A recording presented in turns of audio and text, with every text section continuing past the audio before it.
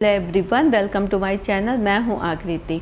आज के इस वीडियो में हम बात करेंगे कि बच्चों की आँख में अंजनहारी, गुहेरी या फिर बिलौनी, अलग अलग जगह इसको अलग अलग नाम से जाना जाता है।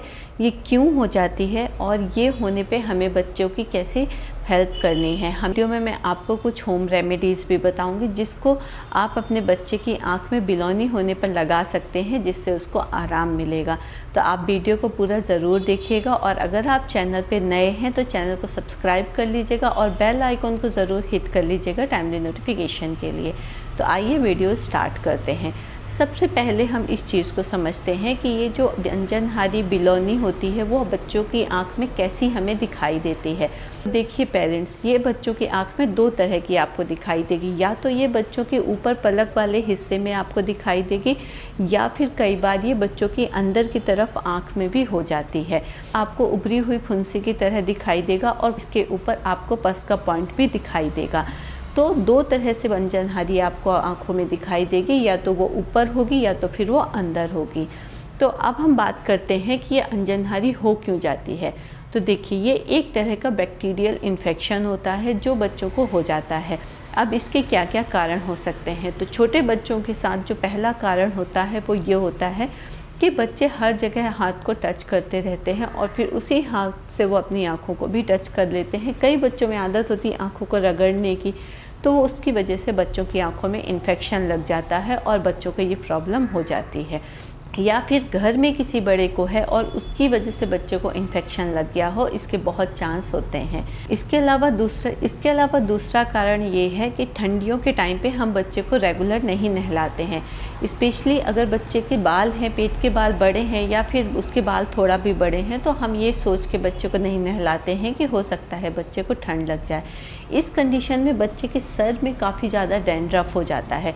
ये डैंड्रफ भी एक कारण हो सकता है बच्चे की आँख में बिलौनी या फिर बैक्टीरियल इन्फेक्शन होने का। तीसरा कारण आँख में बिलौनी होने का ये होता है कि हमारी आँखों को नमी पहुँचाने के लिए हमारी आँख में एक तरल रहता है और कभी कभी वो तरल आँखों में कम हो जाता है, जिसकी वजह से हमारी आँख की जो यहाँ की सेल्स होती हैं उनमें क्रैक आ जाता है, जिसकी वजह से हमारी आँखों में बिलौनी हो जाती है।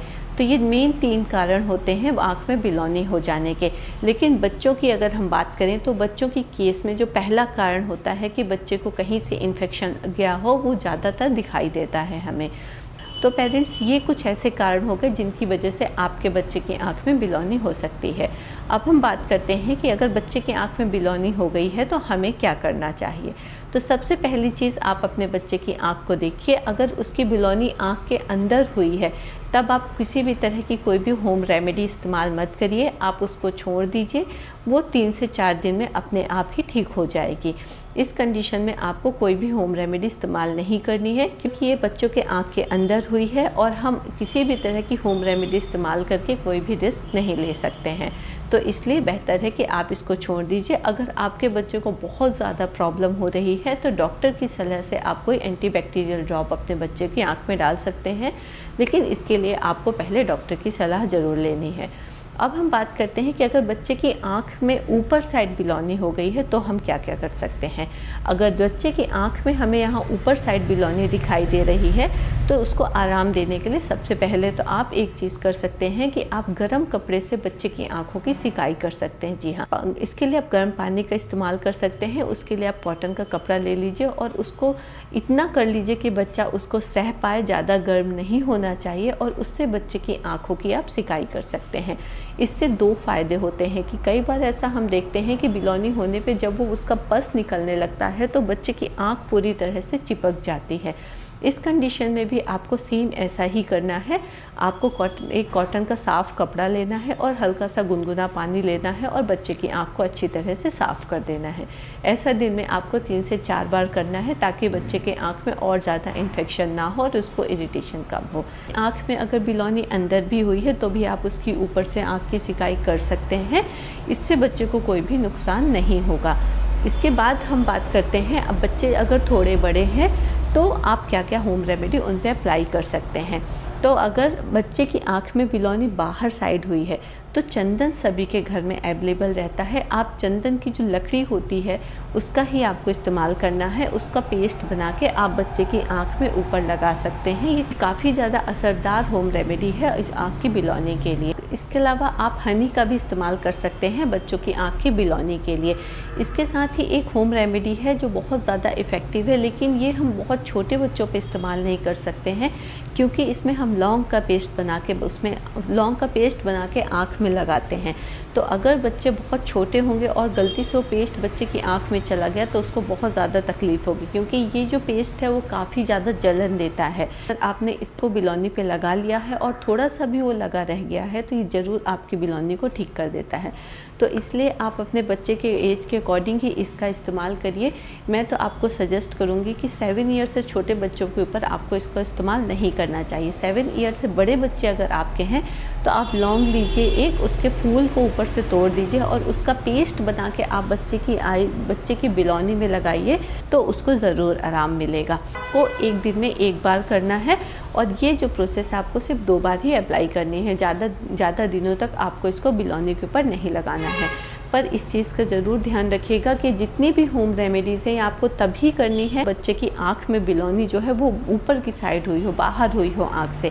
लेकिन अगर आँख के अंदर बिलौनी हुई है तो केवल आप कपड़े से उसकी सिकाई कर सकते हैं। इसके अलावा बिना डॉक्टर की सलाह के आप उसकी आँख के अंदर कोई भी किसी भी तरह की कोई भी क्रीम, कोई भी पेस्ट बिल्कुल मत लगाइए।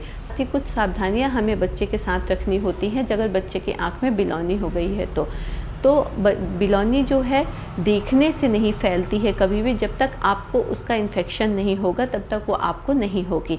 छोटे बच्चों का इम्यून सिस्टम थोड़ा हमारी अपेक्षा कमज़ोर होता है ज़्यादा, इसलिए उनको ज़्यादा जल्दी इन्फेक्शन हो जाते हैं।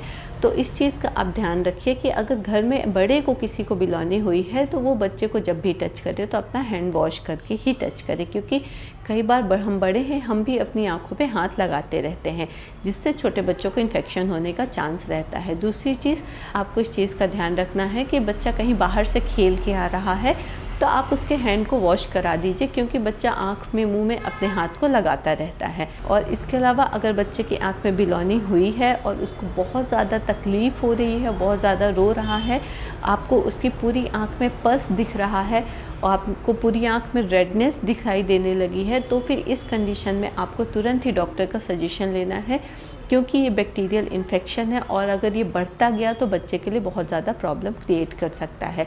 मोस्टली ऐसा होता है कि थोड़ी सी बिलौनी, छोटी सी फुंसी जैसा होता है और 3-4 दिन में अपने आप ये ठीक हो जाता है।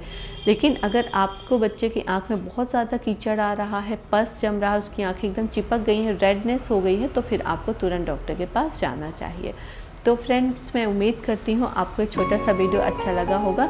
आप इस वीडियो को ज़्यादा से ज़्यादा शेयर करिएगा ताकि ये काफ़ी पेरेंट्स की हेल्प कर पाए। अगर आप चैनल पे नए हैं तो चैनल को सब्सक्राइब किए बिना मत जाइएगा। मिलते हैं नेक्स्ट वीडियो में। Thank you so much for watching.